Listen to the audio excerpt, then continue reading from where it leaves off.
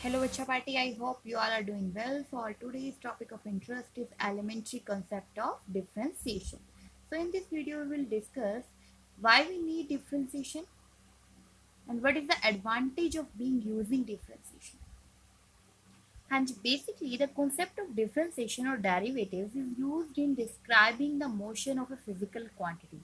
That means देखिए सबसे पहले फिजिकल क्वांटिटी क्या होती है physical quantity are those quantities which could be measured तो बेसिकली जो क्वांटिटी जिन्हें हम मेजर कर सकते हैं उसी के मोशन को डिस्क्राइब करने के लिए ठीक है as you all know chapter का नेम है हमारा motion in a straight line तो बेसिकली जो मोशन स्ट्रेट लाइन में हो रहा है या नहीं हो रहा है हमें तो सिर्फ उसके मोशन को डिस्क्राइब करना है और उस मोशन को डिस्क्राइब करने के लिए जो एलिमेंट्री कॉन्सेप्ट यूज होता है दैट इज द डिफरेंशिएशन और we can say the derivative basically देखिए होता क्या है द डिफरेंशिएशन और डेरिवेटिव ऑफ फंक्शन ठीक है डिफरेंशिएशन या डेरिवेटिव के बारे में जानना चाहते हैं तो it is the ratio of small change in function to corresponding change in variable tends to zero basically जैसे अभी हमने इससे पहले एवरेज और इंस्टेंटेनियस के कुछ कॉन्सेप्ट डील किए थे तो ये रेशियो है small change in function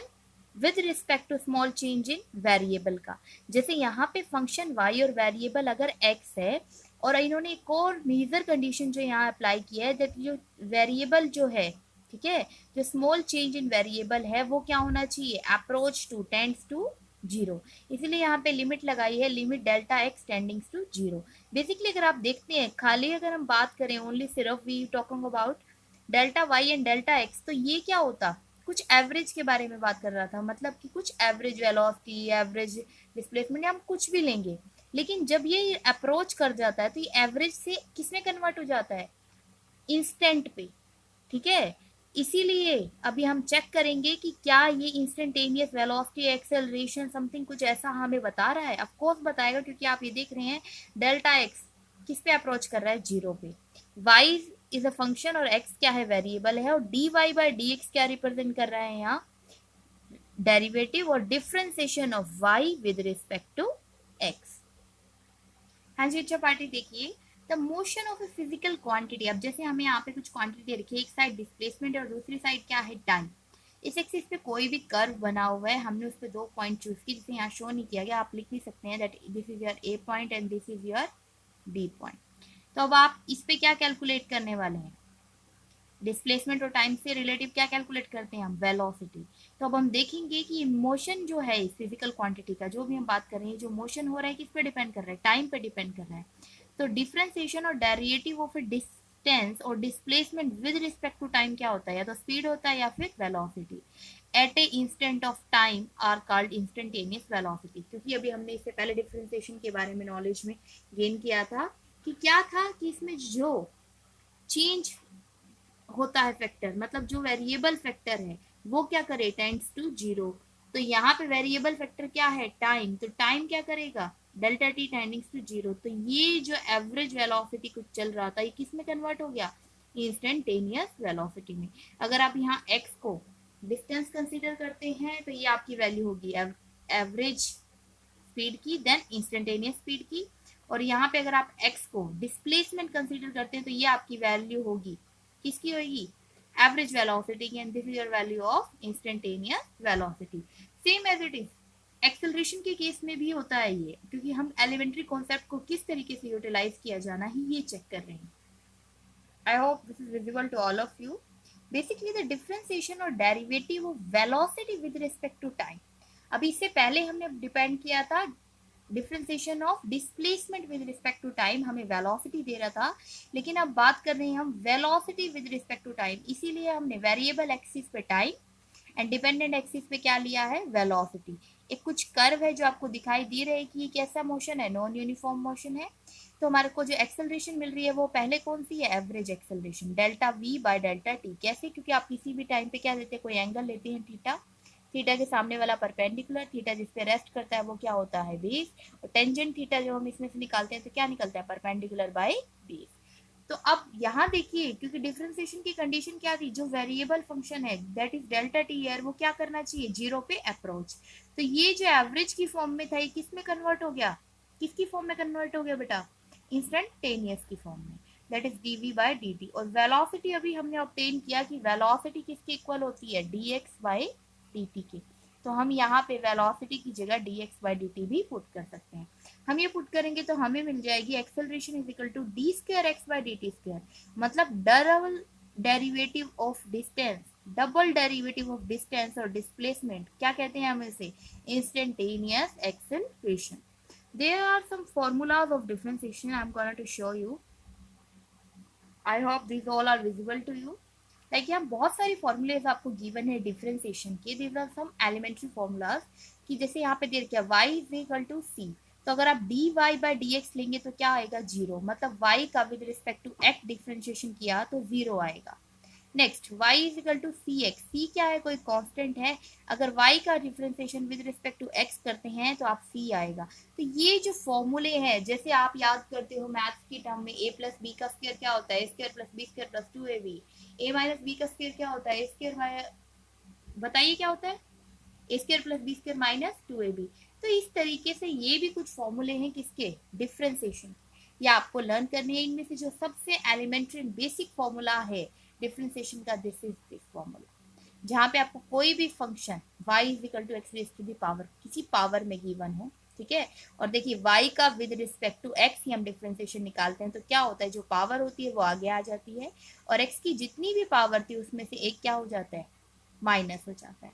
let's do one numerical based on this. हाँ जी बच्चों पार्टी, देखिए यहाँ पे आपको एक क्वेश्चन गिवन है, find the derivative of the following function with respect to time. तो आपको यहाँ पे एक x का फंक्शन गिवन है जो कि t की फॉर्म में है और इन्होंने आपसे डेरिवेटिव भी पूछा है विद रिस्पेक्ट टू t। तो सबसे पहले एक चीज आप काउंट करिए कि डेरिवेटिव उसी फंक्शन का होता है जो कि सेम रिस्पेक्टिव फंक्शन है। जैसे आपने यहाँ x की वैल्यू किस में गिवन थी, आपको किसकी टर्म्स में गिवन है, t की टर्म्स में। तो जैसे ही आप dx बाई dt रखेंगे तो x का सारा फंक्शन किसकी फॉर्म में आ गया, t की फॉर्म में आ गया, ठीक है। तो डेरिवेटिव उसी फंक्शन का हो रहा है जिसकी फॉर्म में डेरिवेटिव गिवन है। जैसे डेरिवेटिव हम कर रहे हैं with respect to time t, और यहाँ पे भी जो फंक्शन है वो टाइम की फॉर्म में ही आपको गिवन है। सबसे पहले इसका एक एलिमेंट्री फॉर्मूला देख लेते हैं हम कैसे। जैसे हमारे पास यहाँ पे जो गिवन है, मान लीजिए कि आपको x जो है वो t raise to the power n given है, ठीक है। हम इस क्वेश्चन पे अभी जाएंगे पर पहले एलिमेंट्री देखते हैं। और हमसे dx बाई dt इन्होंने कैलकुलेट करने को बोला है। तो देखिए dx बाई dt क्या हो जाएगा, d by dt of t raise to the power n।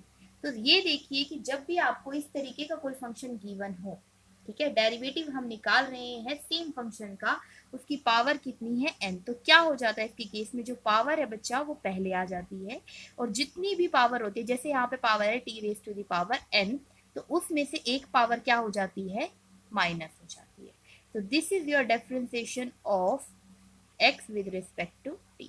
अब यही हमें यहाँ अप्लाई करके देखते हैं। देखिए सबसे पहले हमने इन सबको क्या कर लिया है, सेपरेट आउट कर लिया। कैसे सेपरेट आउट कर लिया, देखिए d by D t of two t की पावर 3। देखिए जो भी कांस्टेंट है, जैसे यहाँ 2 4 5, तो कांस्टेंट एज इट इज ही रहने वाले हैं। इसे आप पहले भी बाहर निकाल सकते हैं, नेक्स्ट स्टेप में भी निकाल सकते हैं। जैसे अभी हमने एज इट इज रखा है डी बाई डी टी किसका, 2 into t raise to the power 3 का, प्लस में d by D t of 4t square, plus में d by D t of 5। अब देखिए इसमें से ये वेरिएबल क्या है, t की पावर n, तो इसी का डिफरेंशिएशन होने वाला है। तो 2 को हमने क्या कर लिया बच्चा, कॉमन ले लिया, बाहर निकाल लिया। ऐसे ही 4 यहाँ पे कांस्टेंट है, हम इसे बाहर ले सकते हैं डेरिवेटिव से। अब यहाँ देखिए मैंने आपको अभी बताया था कि उसी का डेरिवेटिव होगा जिसका फंक्शन होगा।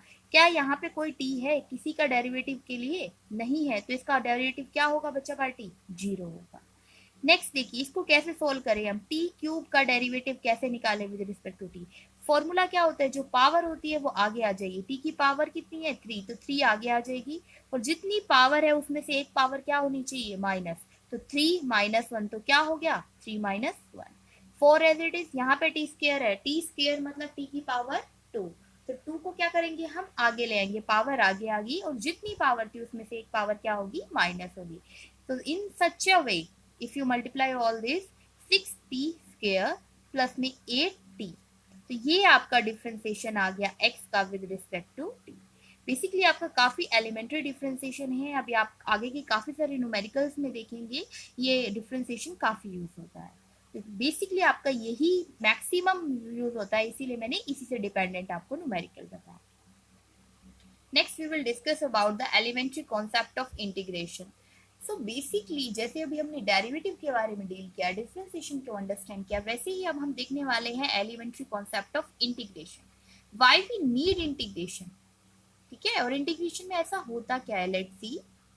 आई think this is visible to all of you. Basically क्या है, इंटीग्रेशन का मतलब होता है summation.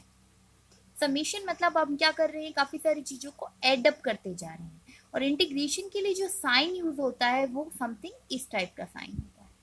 The integration is a process of finding the function whose derivative is given as if the derivative of function fx is capital of fx। Basically क्या है ना, integration का प्रोसेस हम किस लिए यूज करते हैं, किसी भी फंक्शन के डेरिवेटिव को क्या करते हैं, हम इससे फाइंड आउट कर सकते हैं।